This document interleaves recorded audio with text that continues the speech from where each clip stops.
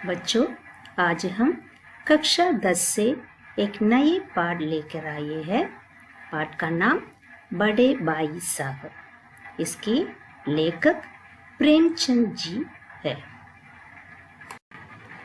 बड़े भाई साहब। ऑथर इंट्रोडक्शन, लेखक परिचय। लेखक प्रेमचंद। बड़ा भाई साहब का लेखक का नाम प्रेमचंद। जन्म 13 जुलाई 1880 बनारस लम्ही गांव। मृत्यु 8 अक्टूबर 1936।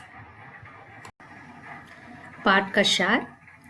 बड़े भाई साहब कहानी प्रेमचंद जी के द्वारा रचित आत्मकथा शैली में एक श्रेष्ठ कहानी है। बड़े भाई साहब कहानी का मुख्य पात्र है बड़े भाई।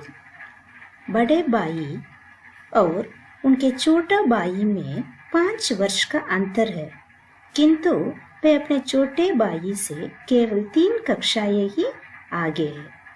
बड़े भाई साहब सदा पढ़ाई में डूबे रहते हैं, लेकिन उनका छोटा भाई खेल कूद में अधिक मन लगता है।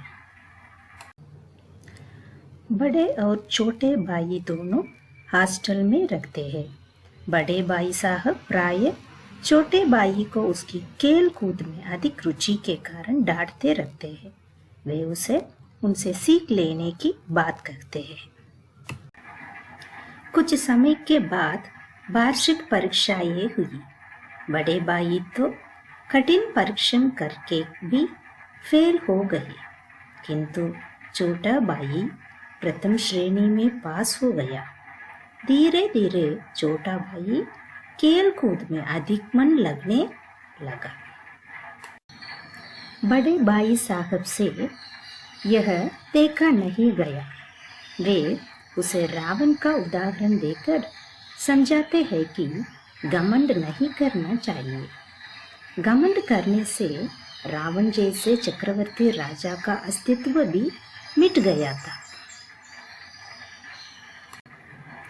दोबारा वार्षिक परीक्षाएं हुई। इस बार भी बड़े भाई साहब फेल हो गए और छोटा भाई पास हो गया। बड़े भाई साहब बहुत दुखी हुए। छोटे भाई की अपने बारे में यह धारणा बन गई कि वह तो चाहे पढ़े या न पढ़े, वह तो पास तो ही जाएगा। अतः उसने पढ़ाई करना बंद करके खेल कूद में ज्यादा ध्यान देना शुरू कर दिया। बड़े भाई साहब भी अब उसे कम डांटते थे। धीरे धीरे छोटे भाई की स्वच्छंदता बढ़ती गई।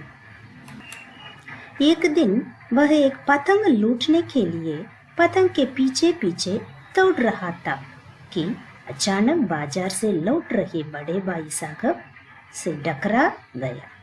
उन्होंने उसका हाथ पकड़ लिया और उसे डांटते हुए कहा कि अब वह 8वीं कक्षा में है, अतः उसे अपनी पोजीशन का ख्याल करना चाहिए। पहले जमाने में तो 8वीं पास नायब तहसीलदार तक बन जाया करते थे। तभी उनके ऊपर से एक कटी हुई पतंग गुजरती है, जिसकी डोर नीचे लटक रही थी। बड़े भाई साहब ने लंबे होने के कारण उसकी डोर पकड़ ली और तेजी से हॉस्टल की ओर दौड़ पड़े। उनका छोटा भाई की उनके पीछे पीछे दौड़ रहा था। इस तरह से इस कहानी का अंत हुआ। प्रश्नोत्तर। बड़े भाई की स्वभावगत विशेषताएं बताइए। बड़े भाई साहब अध्ययनशील है, हमेशा किताबें खोल बैठे रहते हैं, घोर परिश्रमी है, चाहे उन्हें समझ में भी न भी आए परिश्रम करते रहते हैं। वह वाकबत भी है, छोटे भाई को थरक थरक से समझाते हैं। उन्हें बड़प्पन का एहसास है, इसलिए वह छोटे भाई को भी समझाते हैं। अनुभवी होने से जीवन में अनुभव की महत्ता समझाते हैं। बड़े भाई साहब के अनुसार जीवन की समझ कैसे आती है? बड़े भाई साहब के अनुसार जीवन की समझ केवल किताबी ज्ञान से नहीं आती बल्कि अनुभव से आती है। इसके लिए उन्होंने अम्मा, दादा व हेडमास्टर की माँ के उदाहरण भी दिए हैं कि वे पढ़े लिखे न होने पर भी हर समस्याओं का समाधान आसानी से कर लेते हैं। अनुभवी व्यक्ति को जीवन की समझ होती है, वे हर परिस्थिति में अपने को डालने की क्षमता रखते हैं। तीसरा प्रश्न है, बड़े भाई साहब ने जिंदगी के अनुभव और किताबी ज्ञान में से किसे और क्यों महत्वपूर्ण कहा है? बड़े भाई साहब ने जिंदगी के अनुभव की किताबी ज्ञान से अधिक महत्वपूर्ण माना है। जो ज्ञान बड़ों को है वह पुस्तक पढ़ कर हासिल नहीं होता है। जिंदगी के अनुभव उन्हें डोस धरातल देते हैं जिससे हर परिस्थिति का सामना किया जा सकता है। पुस्तकें व्यवहार की भूमि नहीं होती है। गलत, सही, उचित, अनुचित की जानकारी अनुभवों से ही आती है। अतः जीवन के अनुभव किताबी ज्ञान से अधिक महत्वपूर्ण है। 14 प्रश्न है, आशय स्पष्ट कीजिए। बड़े भाई साहब इम्तिहान पास होने के बहुत महत्व नहीं देते थे।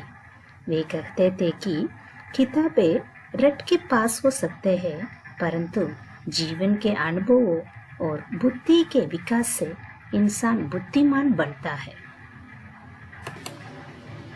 5वां प्रश्न है, छोटे भाई के मन में बड़े भाई साहब के प्रति श्रद्धा क्यों उत्पन्न हुई? छोटा भाई हमेशा अपना समय खेलकूद में बेकार करता था। बड़ा भाई उसे इस बात पर डांटता तो छोटे भाई को उसका खौफ था, परंतु खेलने के बाद भी वह अपनी कक्षा में अव्वल आ गया तो उसे अभिमान हो गया। अब उसके मन से बड़े भाई का डर भी कम हो गया, परंतु एक दिन पतंग उड़ते समय बड़े भाई ने उसे पकड़ लिया और उसे समझाया। अगली कक्षा की पढ़ाई की कठिनाई का एहसास भी दिलाया। बड़े भाई ने अनुभव की बात भी कही। सही रास्ते पर लाने के लिए उस थप्पड़ मारने की बात भी कही। तब छोटे की आंखें खुली। उसे समझ में आ गया कि उसके अव्वल आने के पीछे बड़े भाई की प्रेरणा रही है। इससे उसके मन में बड़े भाई के प्रति श्रद्धा उत्पन्न हो गई। दूसरी कहानी के साथ हम फिर मिलेंगे। धन्यवाद।